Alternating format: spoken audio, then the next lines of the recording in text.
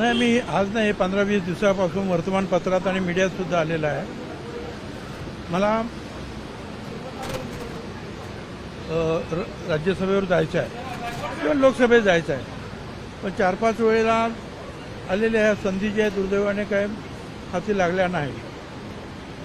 तर मग यावेळेला जायचं का तर म्हटलं जाऊ, परंतु अनेक ठिकाणी मकरंद पाटील मंत्री आहेत, त्यांचे भाऊ तिथे खासदार आहेत, सुनीत्राताई आहेत, जयवर्ती आहेत, शिंदे खाली आहेत, त्यांचे पुत्र वरतीराज, सगळी अनेक ठिकाणी आहे, तटकरेंचे तसं आहे. तर म्हटलं मलासुद्धा हा नियम लागू करून माझ्यासुद्धा मुलाला जे आहे मंत्रिपद द्या, मी राज्यसभेवर जातो.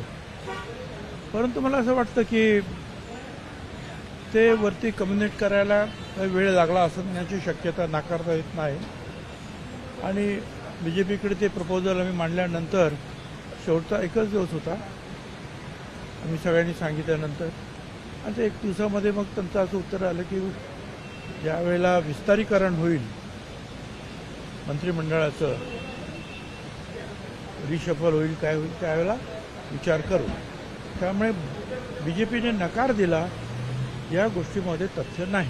परंतु सर, तुम्हाला यंदाची संधी दिलेली नाही राज्यसभेची, त्यामुळे तुम्ही नाराज वगैरे आहेत? नाही, काय नाराज राहणार, कारण मी सांगितलं होतं की ठीक आहे, जसं इतरांना जो न्याय मिळालेला आहे, इतरांचे जसे राज्यसभेवर, लोकसभेवर आणि इकडे मंत्री आहेत मुलं बाळं, त्याप्रमाणे मी सुद्धा हा पक्ष जो आहे स्थापन करण्यापासून पुढाकार घेतलेला आहे पवारसाहेबांकडून. मला सुद्धा हाच न्याय मिळाला पाहिजे ही माझी मागणी होती. परंतु ते काय म्हणणं आहे का म्हणून तुम्ही म्हणताय, मग आता अन्याय झालाय, आता तो अन्याय काय आहे की चालायचंच आता आमची पुढे, आज नाही तो कल नहीं तो परसों.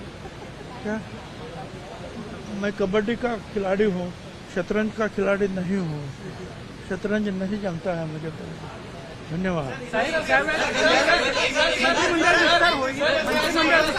समीर भुजबळ मंत्री होतील, पण तुमच्या बाबतीत काय निर्णय झाला, तुम्हाला काय त्याच्यानंतर जे होईल ते बघू ना. आता काय सर, तुम्ही म्हणताय नाराज नाहीये, मग सदन तुमच्या सातपुड्या बंगल्यावरती आज सकाळी प्रफुल्ल पटेल आलं होतं, नेमकं कारण काय होतं? इकडे येण्यासाठी सगळे एकत्र जाऊया आपण, दुसरं काय. सर, महायुती सरकारचं, दुसऱ्या महायुती सरकारचं जेव्हा गठन होत होतं, तुम्हाला मंत्रिपदावरून जेव्हा तुम्हाला संधी मिळाली नाही, तुम्ही शिरोशारीतून नाराजी व्यक्त केली होती की जहा नाही चेहरा वहा नाही राहिला. आज पुन्हा एकदा राज्यसभेच्या बाबतीत तसाच घटनाक्रम घडताना दिसतोय. आज काय भाव आहे? तुझं काय म्हणणं तेच बोलायचं. अरे हमने कहा ना हम कबड्डी के प्लेयर है, शतरंज के खिलाड़ी नहीं है.